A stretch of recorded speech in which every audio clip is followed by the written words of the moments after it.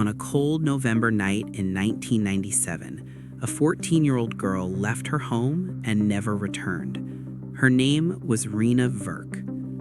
What happened to her that night was not a sudden act of madness. It was something far more disturbing. A group of teenagers, a riverbank, silence. Some watched, some participated, and for hours, no one stopped it. This is not just a story about murder. It is a story about cruelty, peer pressure, and how violence can hide in plain sight. Tonight, we retrace the final hours of Reena Virk and uncover how jealousy, fear, and indifference led to one of Canada's most shocking crimes. In November of 1997, Canada was forced to face a reality it had long tried to deny. That extreme violence does not always come from hardened criminals, gangs, or strangers in the dark.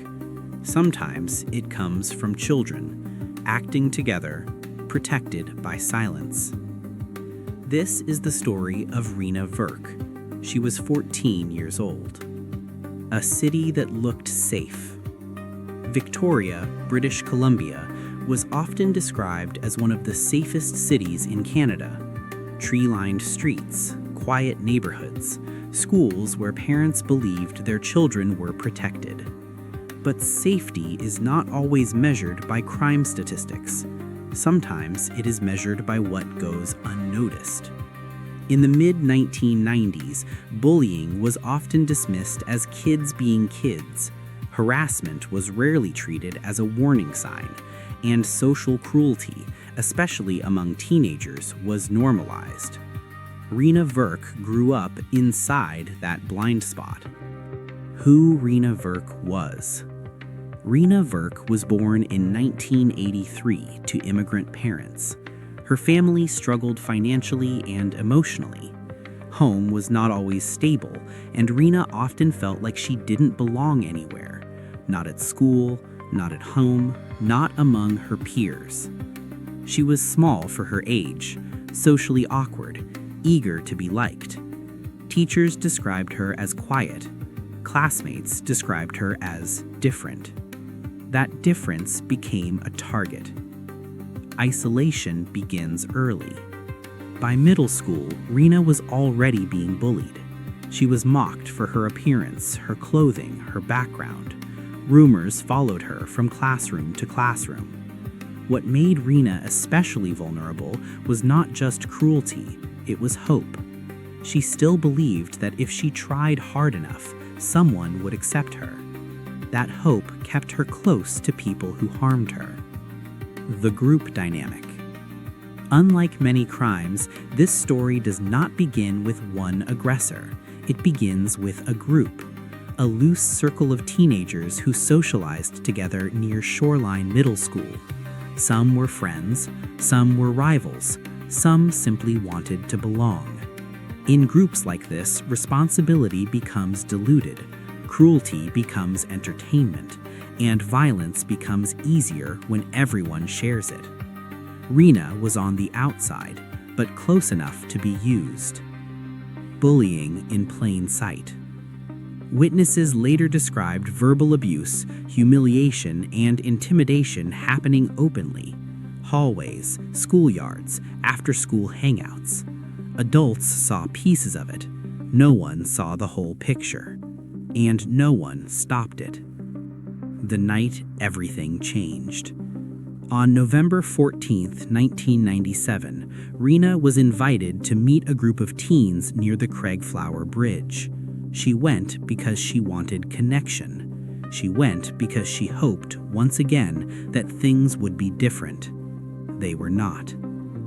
The first attack. What happened that night began as an assault, not an accident, not a misunderstanding.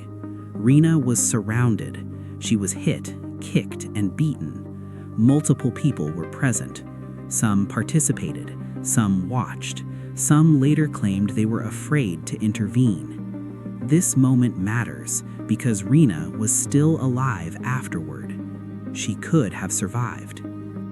The most disturbing detail. After the assault, most of the group left. They walked away. Reena was injured, disoriented, and alone, but alive. And then later that night, 2 people returned. This is where the line crosses that cannot be uncrossed. What was missed? In the days following Reena's disappearance, rumors circulated. Students talked. Whispers spread. But no one came forward immediately. Not because no one knew, but because silence felt safer. The discovery of the body.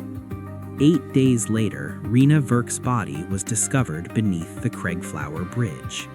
At first, investigators believed she had drowned accidentally. That assumption would soon collapse. The autopsy.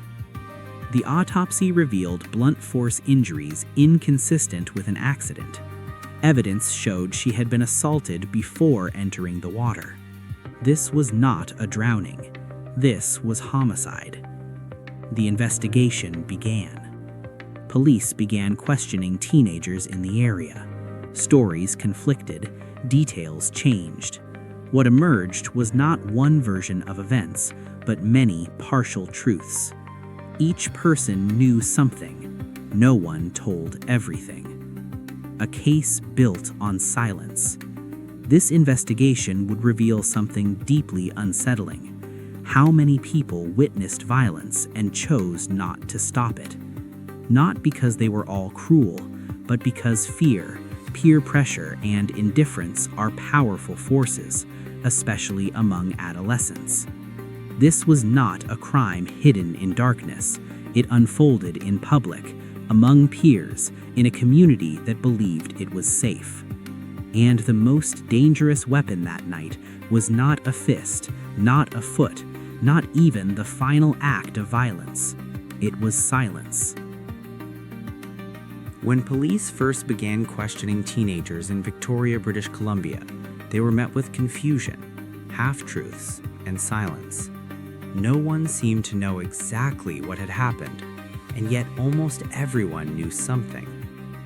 The night Reena Virk disappeared was not a secret.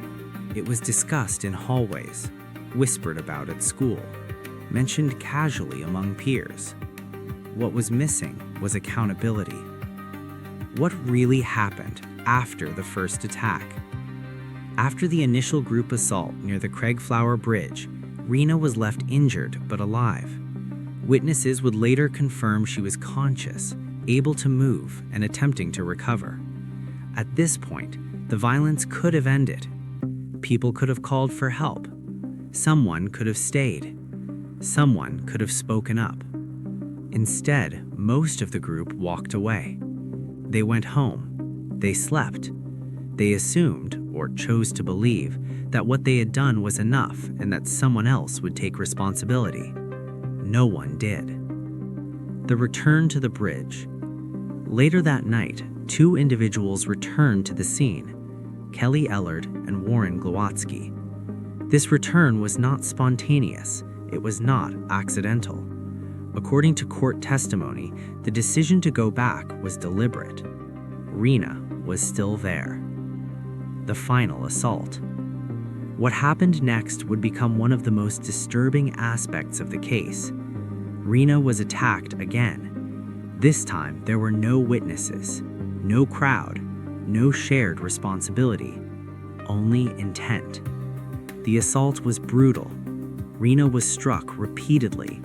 Eventually, she was thrown into the water beneath the bridge. She did not drown accidentally. She was killed. The body in the water. When Reena's body was found days later, investigators initially believed she had drowned. That assumption delayed the truth. It was only after the autopsy that the reality emerged. Reena had suffered severe injuries before entering the water. This was homicide. A community begins to unravel. As news spread, fear and disbelief took hold of Victoria. Parents asked how something like this could happen. Teachers questioned whether warning signs had been ignored. Students whispered, knowing more than they admitted. And still, silence remained. Breaking the silence. The investigation took a turn when several teenagers under pressure and guilt began to speak. Their stories were fragmented, contradictory, incomplete, but together they formed a picture of group violence and shared responsibility. Police began to understand that Reena's murder was not the result of one moment, but of months of bullying, humiliation, and exclusion. The role of bystanders. Perhaps the most disturbing element of this case was not the violence itself, but the number of people who witnessed it and did nothing. Some later said they were afraid. Others said they didn't think it was serious. Many claimed they assumed someone else would intervene. This phenomenon is known as the bystander effect, a psychological pattern where individuals are less likely to help when others are present. In Reena's case, it was deadly. Charges and arrests. As the investigation progressed, police arrested several teenagers. Some were charged with assault. 2 faced murder charges. The case shocked Canada not only because of the brutality, but because of the ages involved. These were not adults, they were children. Media attention and public reaction. The media descended on Victoria. Newspapers questioned how schools had failed. Television panels debated youth crime and moral responsibility. But for Reena's family, none of it brought answers that mattered. Their daughter was gone. The weight of guilt. Some of the teenagers involved would later describe overwhelming guilt, nightmares, anxiety, fear of being exposed. Others showed no remorse at all. This contrast would become central during the trials. Preparing for court. Prosecutors faced a complex challenge. This was not a simple case of one attacker and one victim. It was a web of actions, inactions, and shared responsibility. Who was responsible, and to what degree? The court would have to decide. Reena Virk did not die because no one saw what was happening. She died because too many people did, and chose silence. And as the case moved toward trial, one question haunted everyone involved. How many chances were there to stop this? And why did every one of them fail? By the time the case reached the courtroom, the murder of Reena Virk was no longer just a criminal investigation. It had become a national reckoning. Canada was being forced to confront uncomfortable questions about youth violence, accountability, and the consequences of collective cruelty. At the center of that reckoning stood 2 names, Kelly Ellard and Warren Glowatsky. The challenge of prosecuting youth. Prosecutors faced a complex legal and moral dilemma. The accused were teenagers, but the crime was unmistakably adult in its severity. Trying minors for murder raised questions that extended far beyond this case. Can teenagers fully understand the consequences of their actions? Where does responsibility begin and end in group violence? Is punishment enough, or must rehabilitation take precedence? The courtroom would become the stage where these questions collided. Warren Glowatsky, cooperation and guilt. Warren Glowatsky's case moved first. Unlike others involved, Glowatsky eventually chose to cooperate with authorities. He admitted his role in the events leading up to Reena's death. In court, he described the night in chilling detail, not to sensationalize it, but to explain how peer pressure and shared aggression had overtaken his judgment. He did not deny responsibility. He acknowledged his guilt. Glowatsky was convicted of second-degree murder. Years later, he would publicly express remorse, stating that he accepted his sentence and the weight of what he had done. His cooperation became a critical part of the case against Kelly Ellard. Kelly Ellard, denial and defense. Kelly Ellard's trials would prove far more complex. From the beginning, Ellard maintained her innocence in the final killing. She admitted being present during the earlier assault, but denied causing Reena's death. Her defense centered on doubt, conflicting witness statements, unreliable teenage testimony, the absence of physical evidence directly linking her to the fatal act. The courtroom became a battleground of narratives. Witnesses under pressure. Many witnesses were teenagers who had been present that night. Their testimonies were inconsistent. Some changed their stories. Others struggled to recall details accurately. Defense attorneys highlighted these contradictions, arguing that the prosecution's case relied too heavily on unreliable accounts. But prosecutors countered with a different argument, that inconsistency did not mean fabrication. It meant trauma, fear, and the passage of time. The first verdict. Kelly Ellard was initially convicted of second-degree murder, but the verdict did not hold. An appeal overturned the conviction due to legal errors during the trial. For Reena's family, it was devastating. Justice felt fragile and temporary. A case that would not end. What followed was highly unusual. Kelly Ellard would be tried again and again. Few criminal cases in Canada have undergone as many trials and appeals. Each time, the emotional toll on Reena's family increased. They were forced to relive the details of their daughter's death repeatedly, in public. National debate. As the legal process dragged on, public debate intensified. Some argued that Ellard was being unfairly targeted. Others insisted that the severity of the crime demanded accountability, regardless of age.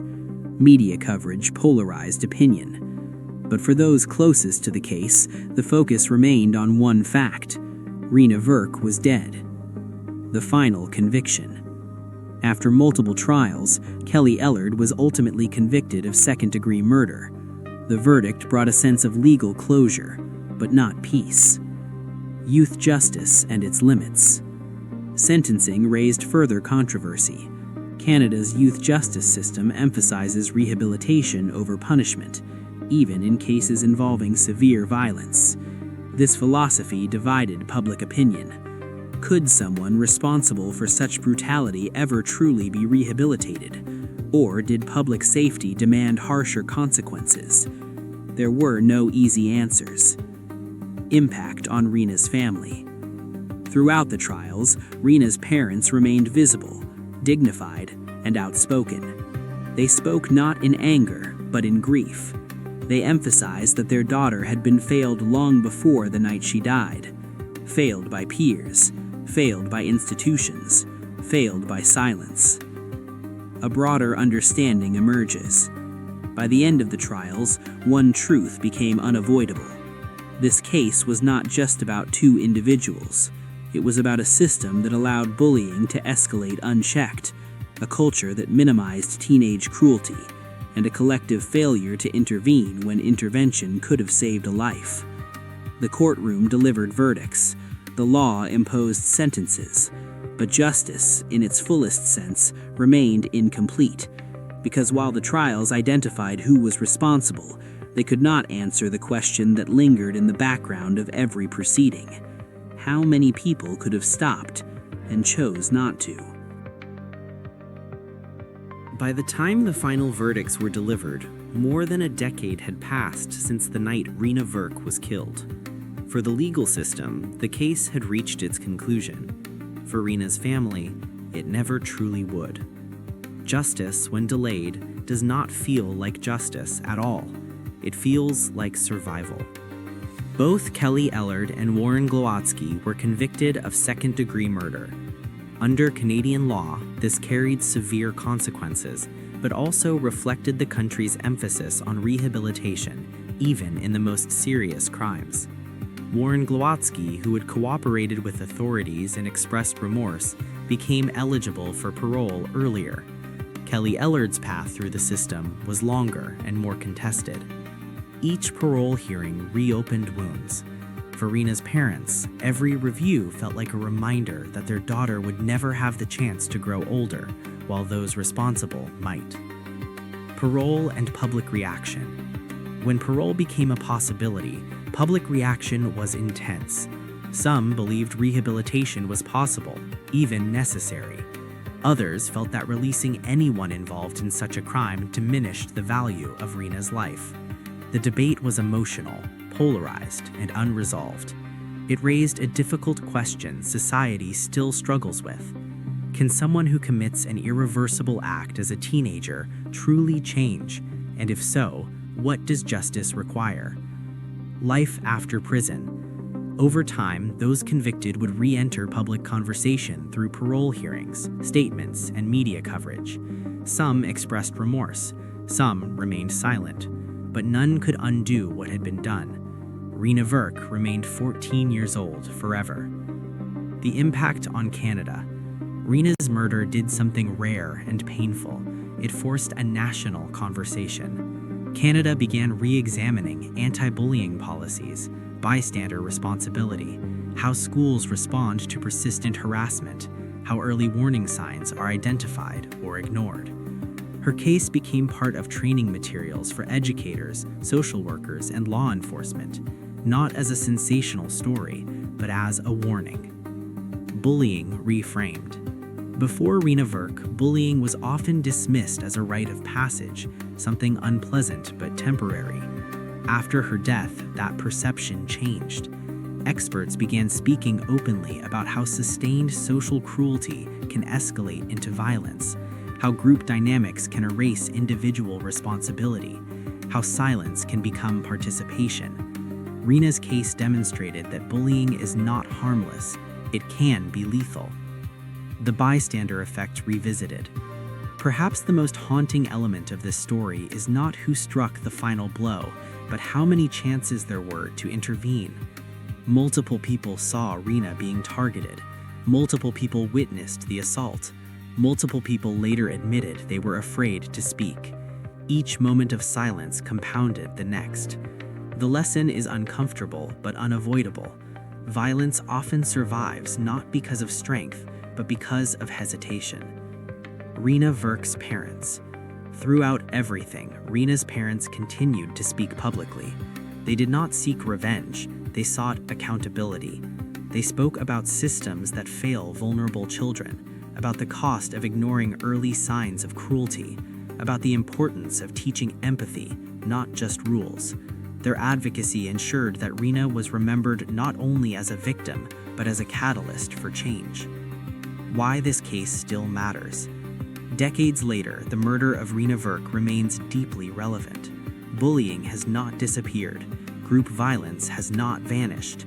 Silence still feels safer than intervention. What this case teaches is not just about crime, but about responsibility. Not just legal responsibility, but moral responsibility. Final reflections.